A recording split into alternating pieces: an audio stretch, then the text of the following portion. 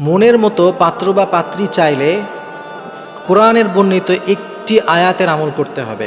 যারা এখনও বিয়ে করেননি, আপনারা সামনে বিয়ে করবেন, প্ল্যান আছে, আপনারা এখন থেকে এই দোয়াটি পড়লে যেমন পাত্র বা পাত্রী আপনি চান, আল্লাহ তাআলা তেমন কিংবা তার থেকে ভালো ইনশাল্লাহ মিলিয়ে দিবে। আর যাদের বিয়ে হয়ে গেছে, আপনারাও যদি এই দোয়াটি নিয়মিত পড়তে থাকেন, তাহলে আপনার যে স্ত্রী আছে বা আপনার যে স্বামী আছে, আপনার যে লাইফ পার্টনার আছে, তাকেও আল্লাহ তাআলা অমনই বানিয়ে দিবে যেমনটি আপনি চান। সুবহানাল্লাহি ওয়া বিহামদিহি। এই জন্য এই কোরআনের এই আয়াতটি পড়তে কখনো ভুলে যাবেন না। এই আয়াতটি আপনি পড়বেন সূরা ফুরকানের ৭৪ নম্বর আয়াত, রব্বানা হাব লানা মিন আজওয়াজিনা ওয়া যুররিয়াতিনা কুররাতা আ'য়ুন ওয়াজআলনা লিল মুত্তাকিনা ইমামা। এই চমৎকার এই দোয়াটি হাঁটতে চলতে যখন আপনার মনে পড়ে তখনই আপনি নিয়মিত পড়বেন।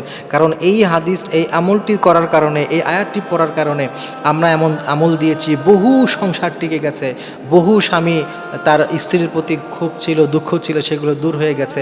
আবার আপনি এই আমলটা নিয়মিত করলে যার সাথেই আপনার বিয়ে হবে, ইনশাআল্লাহ তাআলা আপনি যেমন কল্পনা করেছিলেন তার থেকেও ভালো আল্লাহ মিলাই দিবে ইনশাআল্লাহ।